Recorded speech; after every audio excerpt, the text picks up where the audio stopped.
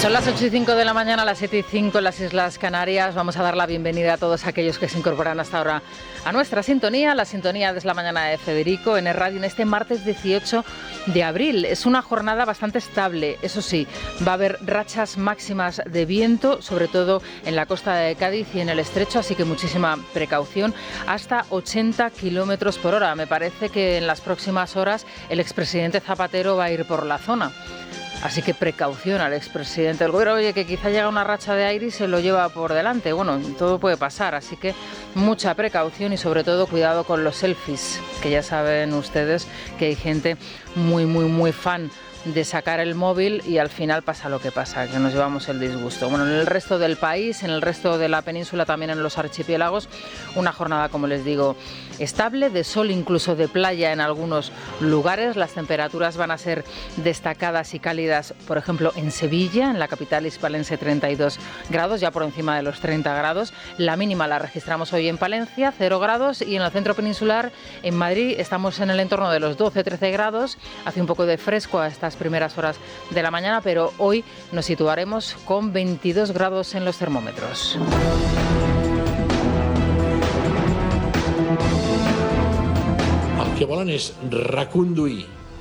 Lo que quieren es reconducir un caso de inexistente compra de árbitros o de influencia de árbitros a un caso que perjudique la reputación del Fútbol Club Barcelona y de paso destruir también uno de los elementos identitarios más potentes de Cataluña, el Fútbol Club Barcelona.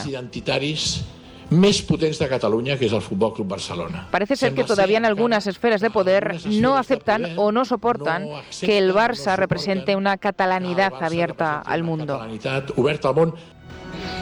Una catalanidad abierta al mundo. Bueno, todos sabemos perfectamente lo que representa el Fútbol Club Barcelona, lo que ha representado durante el golpe al Estado el Fútbol Club Barcelona y lo que ha representado a lo largo de la historia el Fútbol Club Barcelona. Y quien no lo sepa, se lo vamos a recordar ahora. Bueno, Joan Laporta es hoy uno de los protagonistas de la jornada. De hecho, hoy protagoniza varias de las portadas de nuestro país, de los periódicos de nuestro país de tirada nacional. Ayer compareció por espacio de 2 horas en una intervención previa, posteriormente en una rueda de prensa, o bueno, lo que ya hemos denominado falsa rueda de prensa o perturbada rueda de prensa, porque en aquella en donde el que está interviniendo le dice a los periodistas cómo tienen que preguntar, para mí, señores, que quieren que les diga, ni es rueda de prensa ni es nada de nada. No sé cómo los profesionales que nos dedicamos a esto nos seguimos sometiendo a este tipo de, bueno, pues de intervenciones por parte, como les digo, ya no de los políticos en este caso, sino de personajes como Joan Laporta, presidentes de clubes de fútbol, que les dicen a los periodistas cómo tienen que hacer las preguntas. Pero bueno,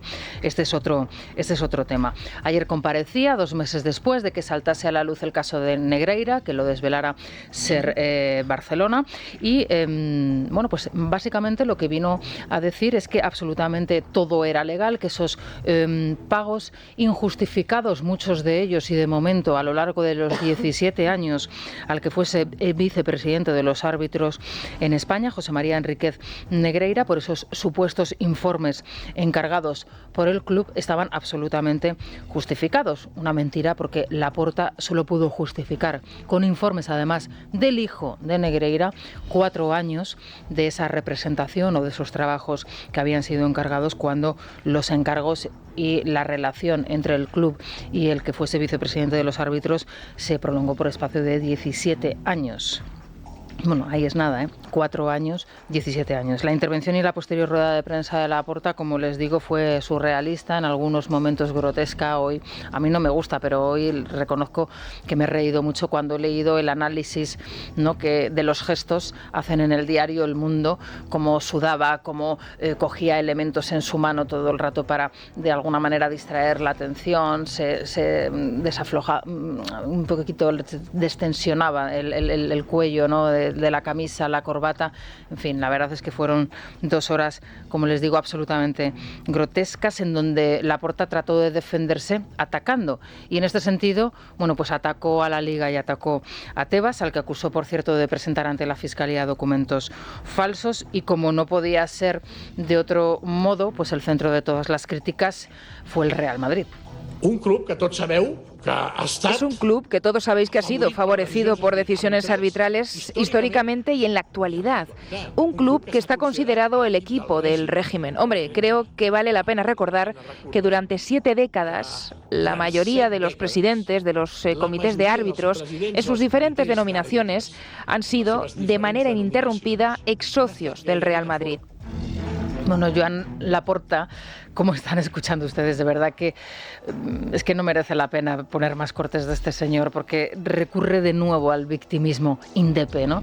Es que estamos tan cansados de ese victimismo indepe que hemos padecido tanto los españoles, que tanto hemos visto, que tanto hemos sufrido, que tanto hemos padecido y que tanto algunos han llorado, ¿no? Porque es realmente lamentable. Y lo peor de todo es que al más puro estilo Sánchez recurre a sacar a Franco de la fosa, pero nadie le ha dicho a Laporta que esto le va a llevar a un fracaso absoluto, que sacar a Franco de la fosa luego tiene consecuencias. Desconoce la historia de España, pero lo peor de todo es que desconoce la historia de su propio club. Un club que s'ha considerat a l'equip del règim.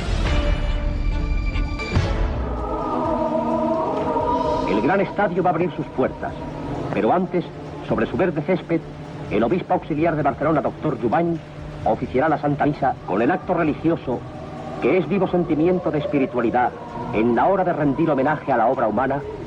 El ministro secretario general del movimiento, don José Solís Ruiz, inaugurará en nombre del jefe del Estado el estadio del Club de Fútbol Barcelona. Acompaña al señor ministro el delegado nacional de Educación Física y Deportes, señor Elola.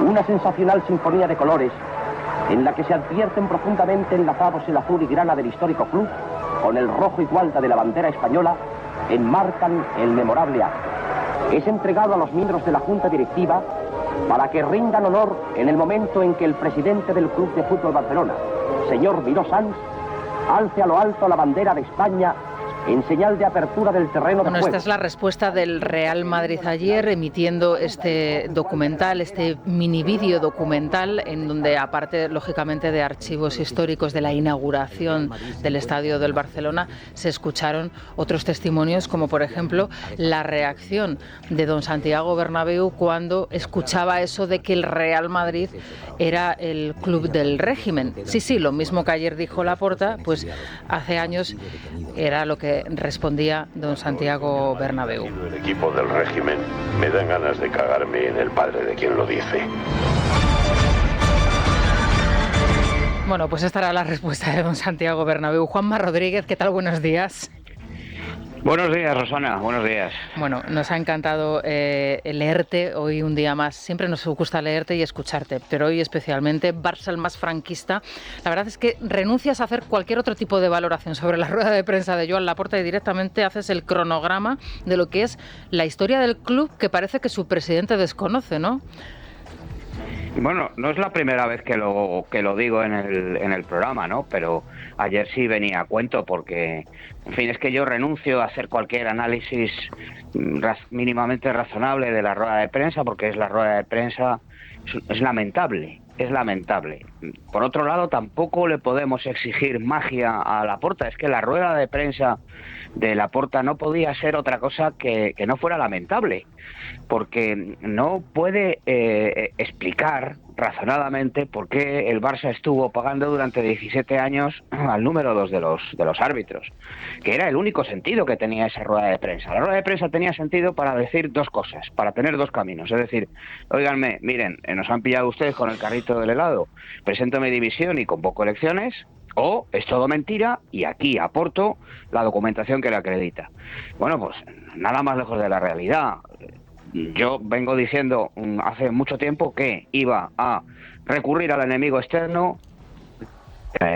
Madrid nos roba, España no nos quiere, Franco era madridista, luego cortinas de humo, Leo Messi, no sé quién, no sé cuántos, y falsedades, una falsedad detrás de otra. Entonces la rueda de prensa estaba dirigida pues a los muy cafeteros, a gente o muy tonta, si me permites la expresión, Rosana, o muy fanatizada.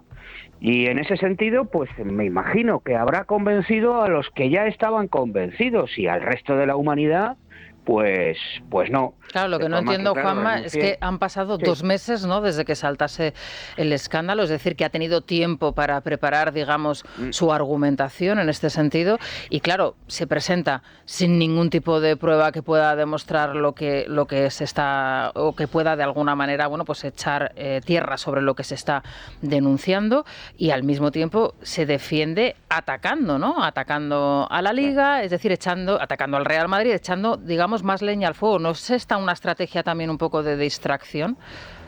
No, evidentemente. Él tenía 2 opciones, Rosana.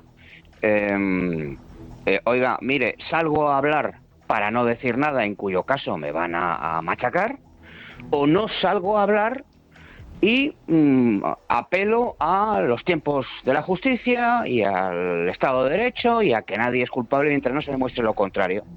Yo creo que él eligió la peor de las opciones. Ahora se haya comprometido a salir y me imagino que eso también generaría cierta presión dentro de la Junta Directiva del Barça. Pero realmente salir para decir lo que no dijo ayer es realmente lamentable. Y luego ya la guinda del pastel, la guinda franquista del pastel, Franco, que lleva 50 años muerto y enterrado, y al que de repente pues recurren sistemáticamente pues gentes de todo pelaje, ¿no? Ayer mismo, Joan Laporta, hay gente que dice que el Madrid se ha equivocado en la respuesta. Claro, es lo que te iba a preguntar. Primero, o sea, lo que está claro es que Joan Laporta desconoce la traición, en este caso de Franco Camón, como viene diciendo Federico, ¿no? Todo aquel que se le ocurre sacar a Franco de la fosa, aquí ya sabemos lo que pasó, ¿no? Cuando se descubrió la tumba. Bueno, pues lo mismo. La reacción del Madrid, ¿a ti te ha parecido correcta? ¿Te ha sorprendido? Me parece muy blandito el Madrid. ¿Te parece blandito? Yo creo que el Madrid lleva demasiado tiempo poniendo la otra mejilla, y me parece muy bien que se defienda, porque es que además es que la historia está ahí, pero no les interesa tampoco la historia, Rosana. Cervantes es catalán, Cristóbal Colón también, Santa Teresa de Jesús, en fin, no, ellos reescriben constantemente la historia y la adaptan a su cabeza. Tú decías antes que Laporta desconoce la historia del club. No, la conoce perfectamente. Todos en Cataluña conocen la historia del Barça. Todos, no hace falta, es que está ahí, o sea, es que la historia está ahí. Pero ellos viven en un mundo paralelo, están ahí en Narnia con los elfos y con las hadas. Está claro, Juanma, que ese mundo paralelo se desmonta en el momento en el que sacas el nodo y ves las imágenes, ves la historia y la difundes, ¿no? Que es lo que estamos tratando de hacer nosotros, y es lo que hizo ayer el Madrid. A partir de ahora, ¿qué es lo que puede suceder? Porque claro, ha atacado Laporta, el Madrid se defiende mostrando la realidad. A partir de hoy, ¿qué historia es la que vamos a contar en este sentido, del enfrentamiento, digamos, ya personal entre los dos clubes? ¿Esto va a ir a más o se va a quedar en esto? Bueno, yo creo que esto ya se va a quedar ahí. Es decir, Laporta ayer pues se quedó a gusto, el Real Madrid respondió. Hoy el Madrid tiene la desgracia de jugar los cuartos de final de la Copa Europa, está a un pasito de clasificarse para semifinales, podría ganar su 6ª Copa de Europa en 10 años, son caminos que no tienen nada que ver. Paralelos. No tienen nada que ver, el Madrid es un club saneado económicamente, de éxito deportivo, y el Barça está en quiebra y con la reputación por los suelos. Pero el asunto que a mí me preocupa, Rosana, bueno, hay que esperar a la UEFA. Yo creo que la clave va a estar ahí. A mí me da la impresión de que UEFA va a apartar al Barça de Champions la próxima temporada, ¿vale? Pero a partir de ahí, pues yo creo que cada uno en su sitio y Dios en el de todos, y se acabó. Realmente hay que esperar a que decida la justicia española, que va a ser lenta. Entonces tenemos que estar un poco pendientes de lo que decida Ceferín, con el que ayer Laporta, si te das cuenta, fue bastante blandito. Porque, claro, yo me imagino que a la puerta de Laporta habrán empezado a llamar los sponsors, los patrocinadores, diciendo, oye, ¿de esto qué hay? Estamos preocupados con esto. No está en juego solo la reputación del Barça, que está, como decía antes, por los suelos, sino la de la Liga Española. ¿Por qué? Si no hay una decisión... ¿Por qué, Juanma, perdona, por qué, bueno, está claro que es tan duro por lo que es con la Liga y con Tebas, pero en este caso aparece también Rubiales, al que sí que defiende, ¿no? Al que sí que... Esto a mí se me escapa, ¿me lo puedes explicar? Bueno, Rubiales es que no sabe, no contesta. Por su actitud pasiva, digamos, pasiva no agresiva, podríamos decir.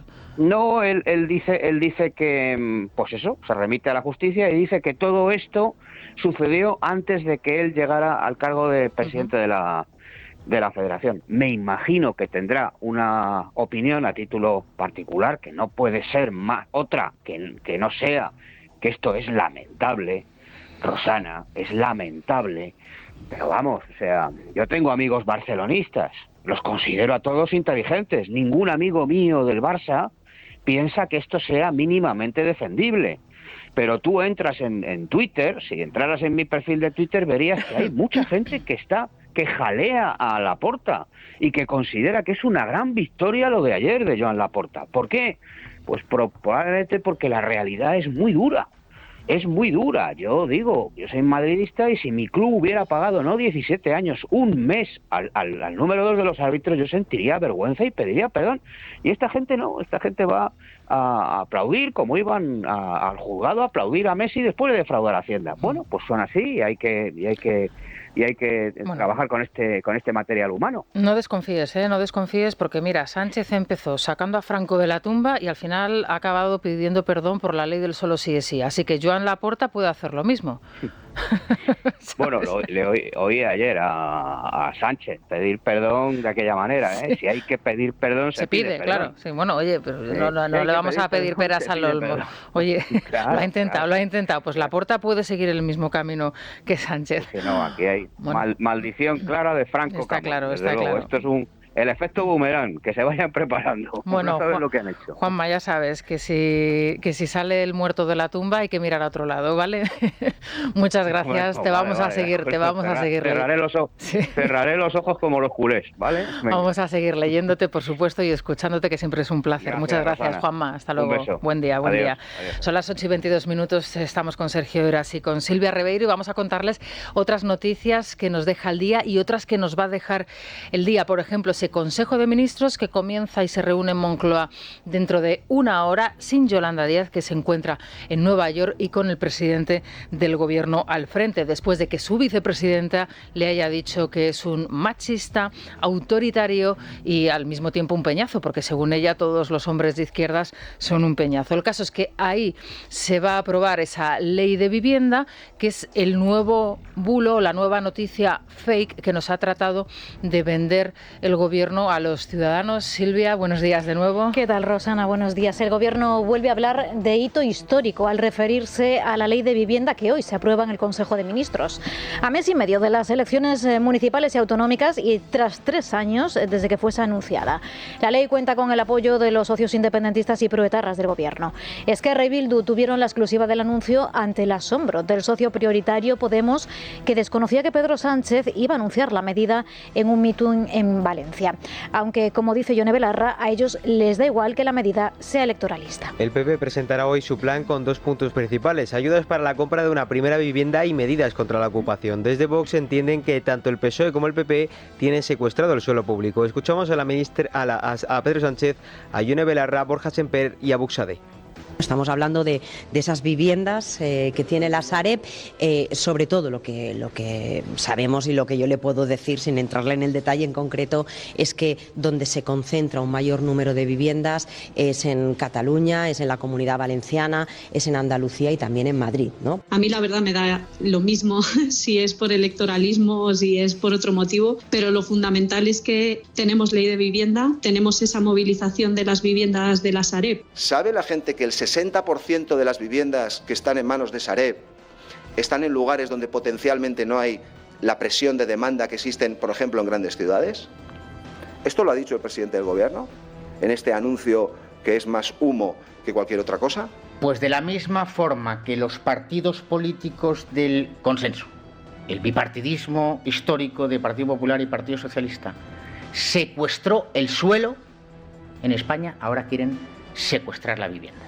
Por tanto, posición negativa al respecto de ese proyecto. Bueno, hoy hemos desayunado con Laporta, acabamos de comentarlo con Juanma Rodríguez. No ha sido un desayuno agradable de decirles, pero es que también hemos desayunado con la ministra Raquel Sánchez, que hoy concede una entrevista en La Vanguardia y dice que topar el precio de los alquileres de vivienda es progresista. Es decir, que establecer un tope, ¿no?, que queda mejor al precio de los alquileres de la vivienda es progresista, que intervenir los precios es progresista. Vamos, que aplicar medidas que se han aplicado y con absoluto fracaso en los regímenes totalitarios, populistas, comunistas allá por América y también en algunos lugares de España, como por ejemplo en Barcelona, es lo más progresista que se puede hacer en este momento. Bueno, pues fíjense, solamente un dato. El 5%, el alquiler ha bajado en España el 5% en todo el país en el último año, pero es que hay en ciudades, como por ejemplo en Madrid, donde ese stock de alquiler ha bajado un 19%, y en otras que lleva bajando años y años y años, como es el caso por ejemplo de Barcelona, y ya se reduce anualmente en un 9% ese stock de viviendas en alquiler. Por cierto, en esa entrevista a la ministra no le preguntan por la ocupación de viviendas. Ayer les dábamos un dato, y es que en España se ocupa 43 viviendas al año. 43 viviendas son ocupadas de manera ilegal al día. De esto no se habla ni en la ley de vivienda que hoy se va a aprobar en el Consejo de Ministros, ni tampoco en la entrevista que le hacen en La Vanguardia a la ministra. Bueno, como les decía anteriormente, las empresas del sector, las empresas dedicadas al alquiler, critican lógicamente esta nueva ley. Consideran que es tras ese ataque a los fondos buitres, son los propios propietarios, los pequeños propietarios de vivienda los que van a salir perjudicados, y que la reacción, digamos, lógica de ellos va a ser retirar esas viviendas del mercado, y por tanto va a haber menos vivienda en alquiler y el efecto va a ser el contrario, es decir, va a subir el precio.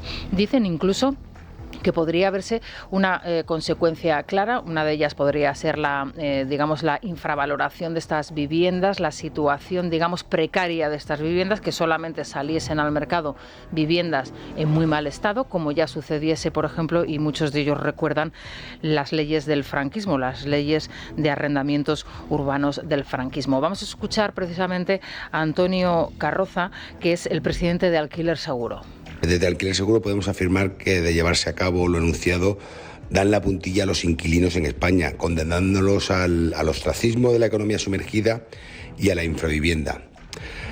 Un panorama con limitación de precios similar al experimentado en Cataluña en los últimos años hará reducir sustancialmente la oferta de vivienda en alquiler, tensionando artificialmente el mercado. Y es que claro, esto ya se ha puesto en marcha, es que esto ya lo han hecho en Barcelona, ya se ha hecho en Berlín, y en todos los sitios donde se ha intervenido el precio, como dice hoy la ministra, que es progresista, la medida ha fracasado. Pero bueno, el caso es que siguen adelante también las negociaciones, y esta es otra cuestión que no va a llegar hoy a Consejo de Ministros, pero sí a esa comisión de justicia que va a tener lugar en el Congreso, donde la ley del solo sí es sí, o mejor dicho, la introducción de enmiendas a esta ley, va a dar un pasito más para llevarla a pleno el próximo jueves. ¿Y aquí con qué nos encontramos? Bueno, pues con que el Partido Popular le está, digamos que, poniendo la alfombra roja al Partido Socialista, que no ha encontrado mejor manera que darle un codazo a Podemos, alcanzando estos acuerdos con el Partido Popular. La Comisión de Justicia debe dar el visto bueno al proceso de reforma de la ley del solo sí es sí. Si esto ocurre, tal y como está previsto, se va a votar en pleno este mismo jueves. De momento, los socialistas aceptan el 35% de las enmiendas presentadas por los populares, pero el grupo que lidera Feijóo pretende introducir más modificaciones. Cambios semánticos se escudan en Moncloa para rebajar las críticas de sus socios, que acusan a los socialistas de echarse en brazos del Partido Popular. Escuchamos a Pilar Alegría, Irene Montero y Borja Semper. Las enmiendas que se ha aceptado por parte del Grupo Socialista son enmiendas de carácter semántico, única y exclusivamente. Son enmiendas de mejoras técnicas. Es decir, ninguna de esas enmiendas afectan al corazón de la proposición de ley que este grupo y que este partido presentó. Es inexplicable para el Partido Socialista que vayan a reformar con el Partido Popular, que siempre se ha posicionado en contra de todos los avances en derechos de las mujeres, vaya a ser con ese Partido Popular con el que reformen la ley del solo sí es sí. Y han aceptado nuestros planteamientos, y esto les digo que es una buena noticia, una pequeña buena noticia que no satisface ni al Partido Popular ni a la sociedad española, pero conviene recordarlo. Nos insultaron, nos despreciaron y hoy necesitan los votos del Partido Popular, que ya los habíamos ofrecido, para modificar la ley este jueves. Bueno, pues desgraciadamente no es una buena noticia, y no es una buena noticia porque los violadores siguen en la calle y siguen saliendo, ya son más de 100 y además son ya más de 1000 los que han visto reducida su pena, y esto va a continuar hasta que finalicen todos los casos que han sido recurridos y que se calcula que pueden ser hasta 4000. ¿Por qué? Porque todos los condenados por agresiones sexuales van a ser precisamente revisadas sus condenas con la ley del solo sí es sí, y solo aquellos que violen o que agredan sexualmente a alguien a partir de la promulgación de la nueva ley, de esta contrarreforma, van a ser juzgados con la nueva ley enmendada por el Gobierno gracias al Partido Popular. Así que esto no se puede presentar, perdónenme, como una buena noticia, porque no lo es. Y esto hay que dejarlo claro y explicárselo a los ciudadanos españoles. En fin, que me duele mucho todo el cuerpo, así que me voy a tomar un Ibudol. A ese dolor de espalda que no te deja hacer deporte o a ese dolor de cabeza que te hace difícil trabajar, ni agua. Ibudol, el primer ibuprofeno bebible en stick pack para aliviar el dolor. También Ibudol en comprimidos. Adultos y niños a partir de 12 años. Al dolor, Ibudol. Tenía que ser de Kern Pharma. Lea las instrucciones de este medicamento y consulte al farmacéutico. Es La Mañana de Federico. Es Radio. Nos vamos a Legalitas a esta hora de la mañana, Silvia, si te parece. Hacer la declaración de la renta, Rosana, apúntalo a la agenda, vamos a hacer la declaración de la renta. Sí. Teléfono 900-100-665, de la mano de los abogados fiscalistas de Legalitas, que te van a asesorar, o yo directamente te recomiendo que hagas lo que he hecho yo, y es que me hagan la declaración de la renta. Yo creo que es mejor, cuando se tienen dudas hay que ponerse en manos de profesionales. Es que a mí me habían surgido muchas, de verdad, o sea, si había alguna novedad de la que me podía beneficiar, mira qué raro, pero bueno. A ver, a lo mejor la había, vete tú a saber. Quizá. Teléfono gratuito, 900-100-665. Y ustedes que son oyentes de radio se van a ahorrar un mes el primer año. Así que Legalitas y sigan con su vida. Bueno, y ahora vamos a apelar, a hacer un llamamiento a los oyentes, que saben todos ellos que nos encanta escucharles a partir de las 9:40. Les proponemos temas, pero ustedes pueden llamar y hablar de lo que quieran. Esto como las redacciones del cole, tema libre, pero si vamos a proponer hoy 2 asuntos, queremos que nos envíen sus mensajes sobre la ley de vivienda. Propietarios que tienen un piso o una casa en alquiler van a retirar la vivienda del mercado ante las nuevas exigencias del Gobierno, y los que viven de alquiler temen que se disparen los precios, porque es un miedo que ya está latente. Y después hay que hablar de Yolanda, de Iglesias, de Podemos, de Sumar. A pesar de, permíteme, la ensalada de hostias de Yolanda Díaz a Podemos y a Iglesias, ¿habrá acuerdo al final y se presentará la formación morada de la mano de Sumar? ¿O no? Veremos dos listas independientes. Bueno, y las consecuencias, digamos, de la ensalada de hostias de Yolanda, porque más allá de las leches y las críticas que pueda estar haciendo a su propio jefe y a sus compañeros de formación o de agrupación, la realidad es que Yolanda nos puede meter en un lío. Es que acaba de decir que Marruecos es una dictadura, y de momento el ministro de Asuntos Exteriores todavía no ha salido a aclarar este comentario. Mañana comparece el presidente del Congreso en el Congreso de los Diputados, el presidente del Gobierno en el Congreso de los Diputados, para hablar precisamente de Marruecos, para hablar de Ucrania. Bueno, es que por comentarios mucho más sencillos se han abierto conflictos muy internacionales, pero muy graves, y crisis diplomáticas. Así que, bueno, este también es otro tema. Así que nada, a partir de las 9:40. El teléfono, si me permites, lo vamos a recordar. 648 91 92 60. Ahí lo tienen. Vamos a hacer una pausa y empieza ya nuestra tertulia, hoy con Eduardo Fernández Luiña, Juan Carlos Girauta y Tomás Cuesta. Es la mañana. Es radio.